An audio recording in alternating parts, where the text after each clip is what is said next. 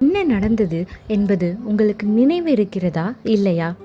நகங்கள், முட்கள், பின்னர் வந்த அமைதி. அவர் உடைந்தது போல் உங்கள் இதயமும் உடைந்தது. அந்த மலையில் நம்பிக்கை அங்கேயே இறந்தது போல் உணர்ந்தேன். ஆனால் இது முடிவு அல்ல. இது ஈஸ்டர், மேலும் இது எல்லாவற்றின் தொடக்கமும். அந்த வெள்ளிக்கிழமை அவர் அனைத்தையும் கொடுத்தார். அவரது உயிரை மட்டுமல்ல, அவரது அன்பையும். அவர் உங்கள் இடத்தையும் என்னுடைய இடத்தையும் எடுத்துக்கொண்டார். எல்லாம் நிறைவேறிற்று என்று அவர் சொன்னார். தோல்வியில் அல்ல, ஆனால் அன்பில். பின்னர் எல்லாம் அமைதியாகிவிட்டது. கடவுள் அமைதியாகிவிட்டார் என்று நீங்கள் எப்பொழுதாவது உணர்ந்திருக்கிறீர்களா? சனிக்கிழமை அப்படித்தான் உணர்ந்தீர்கள். உலகம் மாறிக்கொண்டே இருந்தது, ஆனால் அவர்களின் இதயங்கள் நின்றுவிட்டன. இரட்சகர் போய்விட்டார், அவருடன் புதைக்கப்பட்ட கனவுகள்.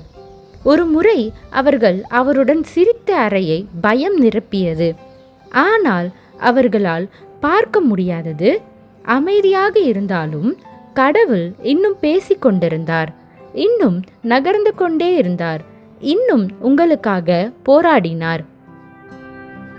பூமி காத்திருந்த பொழுது அவர் கீழே இறங்கினார். அவர் குழிக்குள் நுழைந்தார், கைதியாக அல்ல, ஆனால் ஒரு போர் வீரனாக. சங்கிலிகள் விழுந்தன, மரணம் நடுங்கியது.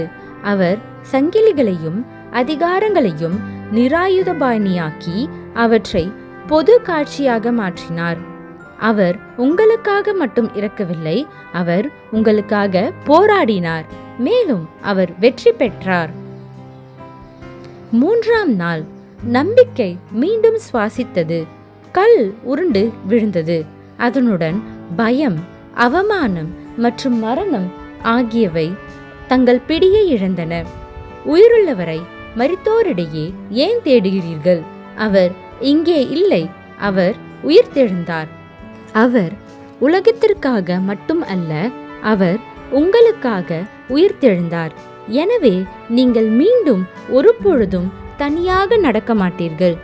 இனி ஒருபோதும் குற்ற உணர்ச்சியை சுமக்க மாட்டீர்கள். மறுபடியும் மரணத்திற்கு அஞ்சாதீர்கள், ஏனென்றால் அவர் வாழ்கிறார். நீங்கள் சுதந்திரமானவர்கள். அவர் வெறுமனே வெளியேறவில்லை, அவர் ஏறினார். இப்பொழுது அவர் பிதாவின் வலது பக்கத்தில் அமர்ந்திருக்கிறார். உங்களுக்காக ஜெபிக்கிறார், உங்களுக்காக போராடுகிறார், உங்களுக்காக ஒரு இடத்தை தயார் செய்கிறார். அவர் பரலோகத்திற்கு திரும்பி செல்ல உயிர்த்தெழுந்தார். ஒரு நாள் உங்களை அங்கு அழைத்து செல்ல அவர் உயிர்த்தெழுவார். ஈஸ்டர் என்பது ஒரு தேதியை விட அதிகம். இது ஒரு வாக்குறுதி. அந்த இருள் ஒருபொழுதும் வெல்லாது. அந்த மௌனம் ஒருபொழுதும் முடிவல்ல. அந்த அன்பு எப்பொழுதும் எழுகிறது.